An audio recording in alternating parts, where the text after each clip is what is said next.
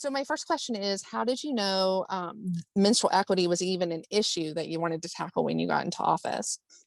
It's a great question. It's so for me, it was easy. It was an issue. I have 6 kids, 3 of which are girls. And so when I got elected, literally my girls were like, this would be a great bill. Like this is an issue for kids in our school.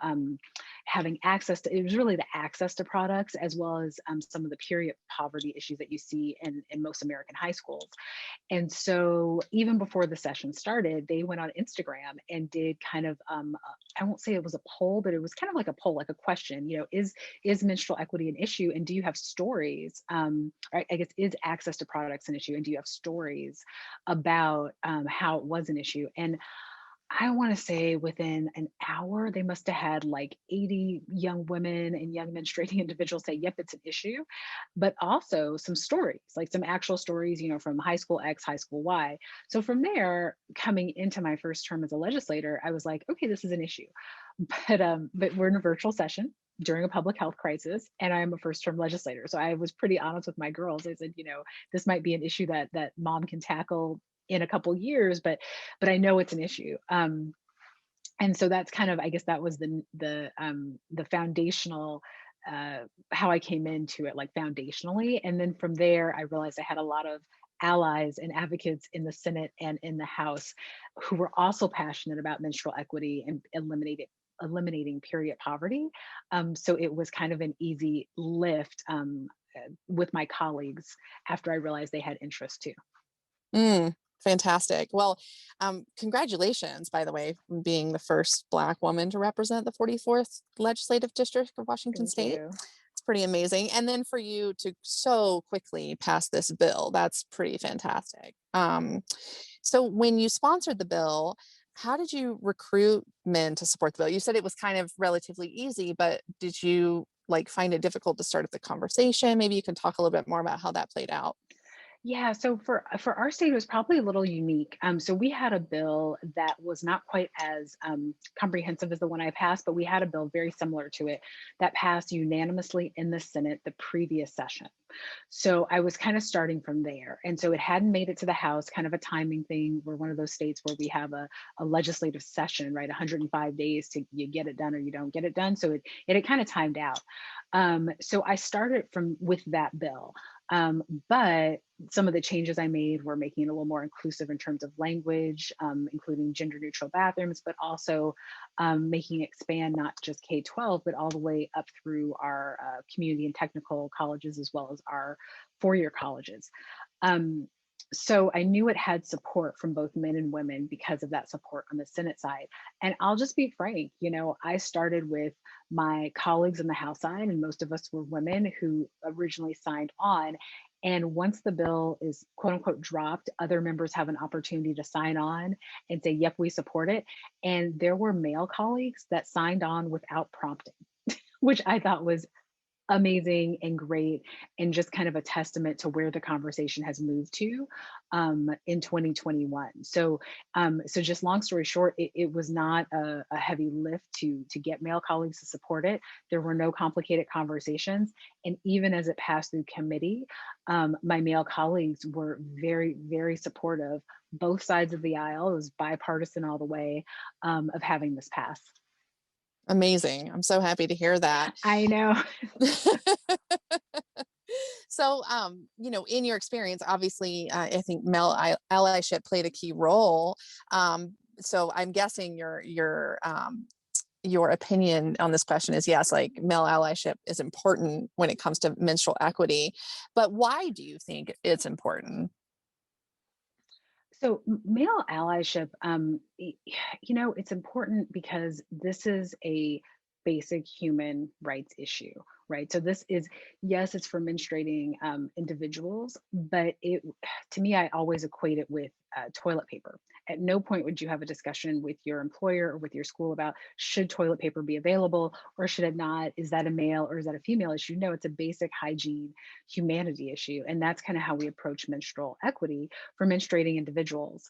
And so I think male allyship is important because men have mothers, daughters, female colleagues, et cetera, that that this is an issue for. And I think it has to be an all-in approach. I think that if you this is not an issue that I've seen, at least in our state. And again, I'm very lucky to be in Washington State, where this did not trigger some kind of gender war about necessity.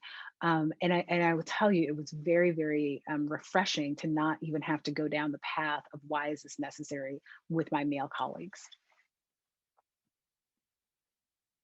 Yeah, lucky to live in a state where that is the case, right? I know, I know.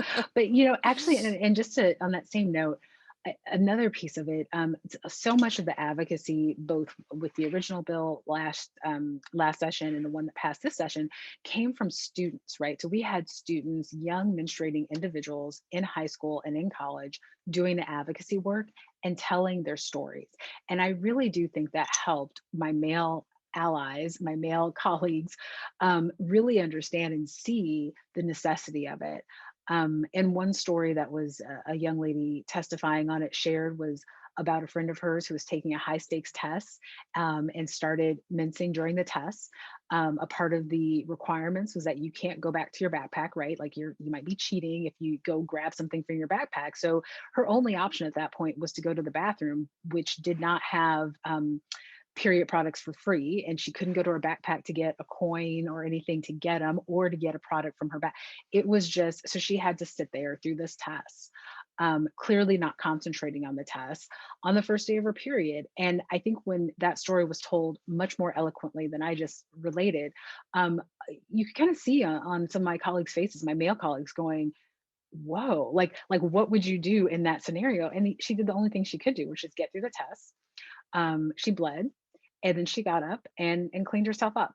And that all could have been avoided had she had free access to menstrual products in the bathroom, which she would have been allowed to go to.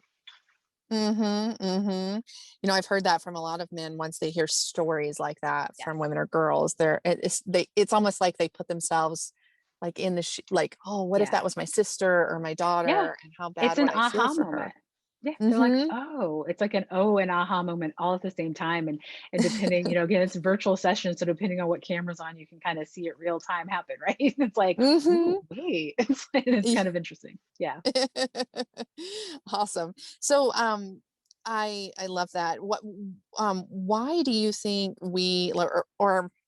let me ask this question differently. How do you think we can include men and boys in the conversation more, about menstrual health and menstrual equity and period poverty? Like, what are some of the ways that you think we can invite them into that work?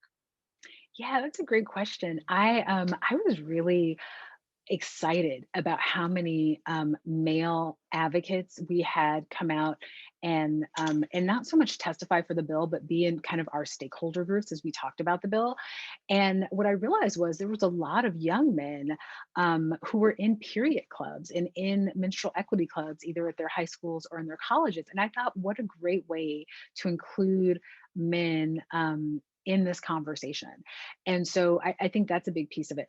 The other piece I think that's really helped, and of course I don't have any like data around it, but with my bill, the language was very gender inclusive, and so this was for menstruating individuals, and it even goes so far as to say if you don't have a gender neutral bathroom on your campus or in your facility, that there needs to be a men's room that has this product available.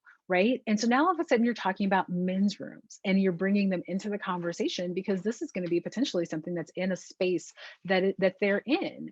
And so I think that that brings them in a different way that maybe wasn't thought of before. And so it's not, for our bill, it's not every men's room, but it's look, if this is not available in a gender neutral bathroom, then one of the men's rooms is going to have these products available. And again, the men are now brought into the conversation because, what I've seen, especially with our younger generation and our students, they want to be inclusive and they want to help. And it was kind of, again, that aha moment for some of our male allies of, yeah, yeah, we need these in our rooms as well, because we may have menstruating individuals that are utilizing our bathrooms. Mhm. Oh, that's so interesting. Um, Mhm. do you have any advice for women who are seeking the support of male allies in their menstrual health efforts? So it's hard to give advice because I think everybody is in such a unique journey as we talk about menstruation and we talk about menstrual equity. And I always, I probably hang out, with a lot of folks who are considered, I guess, if you sit on the political spectrum, progressive, right? And you'll sometimes even see, women kind of go, I'll start talking. They say, "Oh, what bills were you most proud of?" I'm like, "My period bill, my menstrual." And they're just like, "Whoa, whoa, whoa!"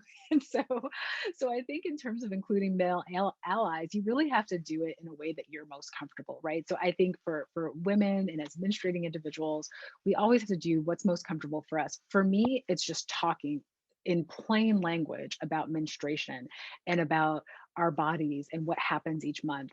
For other women, it might not be that. It might be something different. It might be maybe around policy or around stories, like we talked about earlier, or around placement and what that looks like. So I think the biggest piece of advice I can give folks is to talk about it. Right? Don't go outside of your comfort zone. Don't feel like it has to be something that you're nervous about. But I do think that as we go down this journey of really being honest with ourselves, right? Especially in a post COVID environment where we're now very comfortable saying the quiet parts out loud about everything from, food security to housing security, behavioral mental health. Talking about periods and menstruation and period poverty should not be something that we shy away from, but definitely do it within your own comfort zone. Mhm, mhm. Great. And my last question is, what's next for you? I know equity and inclusion is an important issue for you. So, what should we look forward to seeing from you in the future? There's a lot, right?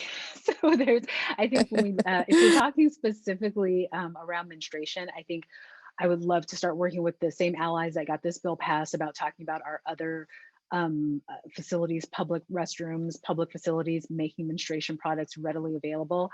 I think ending period poverty is a really big task, and this is the first step. Actually, probably the second step. We got rid of the pink tax last session, so now we've got products available for our students. I think that we still need to keep moving on the path when it comes to menstrual equity. And I think when it comes to gender inclusion, another step that I really saw as necessary or see as necessary is making sure that all of our campuses have gender neutral bathrooms. Because that was one piece that folks really spoke up about and said, look, we've got a lot of spaces where we don't have gender neutral bathrooms. So I think that would be a next step kind of down the path of equity.